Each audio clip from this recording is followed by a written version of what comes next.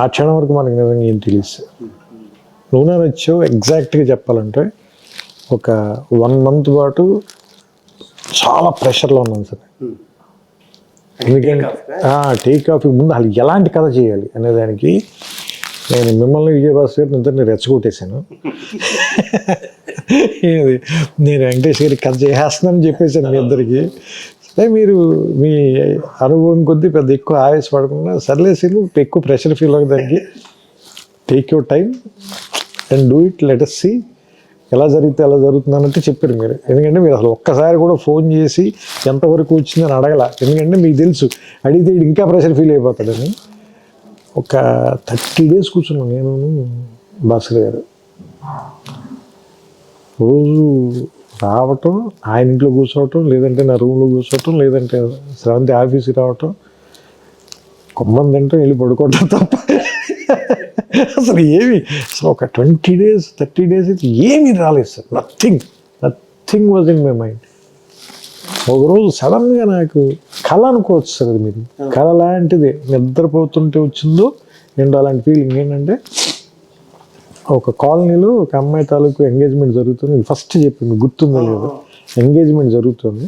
అదే కాలనీలో వాళ్ళ ఇంటి ఎదుర్కొన్న ఇంట్లో అద్దెకి దిగారు. ఎవరు హీరో వాళ్ళ ఫాదర్, వాళ్ళ మదర్ లేదు కాబట్టి రేపు పంపించడానికి పాలు కావాలి, వెళ్ళి వాళ్ళ ఇంటికి వెళ్ళి తీసుకురా అంటే వాళ్ళ ఇంటికి వచ్చినప్పుడు ఆ అమ్మాయి వాళ్ళ ఇంట్లో ఎంగేజ్మెంట్ జరుగుతుంది, ఆ అమ్మాయికి అనే విషయం ఇది తెలుస్తుంది.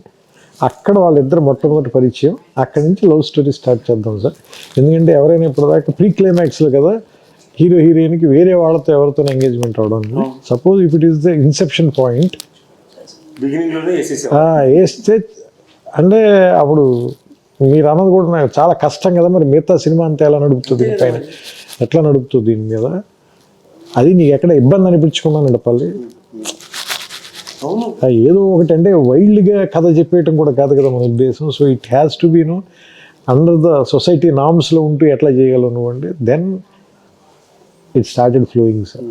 నెక్స్ట్ 10-15 రోజులు మొత్తం సినిమా ఫస్ట్ ఐడియా స్ట్రైక్ అవ్వగానే అన్నీ మారిపోయాయి. అసలు వాళ్ళ కాలనీలో దిగటం అనేది లేదు, వీళ్ళ ఫాదర్ ఫ్రెండ్స్ అని అదొకటే ఉంది, మిగతావన్నీ మారిపోయి. అది నిజంగా కత్తిమీద సాంగ్ మన భాస్కర్ మాట్లాడుతుంది ఒక క్లిప్ చూసాను. ప్రతి ఎక్స్ప్రెషన్ తీసుకోవడం దగ్గర it was life edge.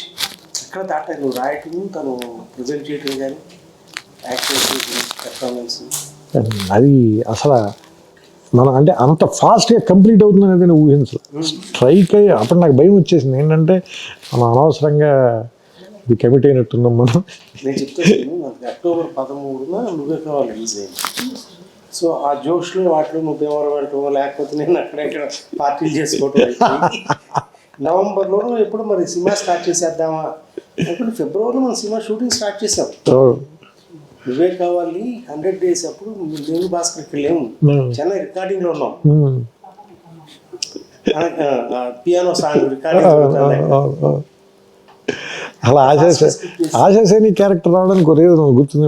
Venkatesh గారికి మొత్తం కథ చెప్పిన తర్వాత ఆయన కథ అంతా బాగుంది, నాకు ఏ చేంజ్ లేవు. కానీ ఒకటి అడుగుతాను నేను, సినిమా మొత్తం ఒకే ప్లేస్లో అయిపోతుంది, కొంచెం ఏమైనా బయటికి తీసుకెళ్ళే ఛాన్స్ ఉందా?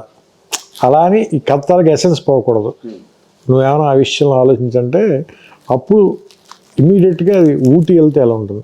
ఊటీ వెళ్ళాలంటే అసలు ఆ అమ్మాయిని ఫస్ట్ ఇంట్రడ్యూస్ చేస్తే బెటర్ కదా.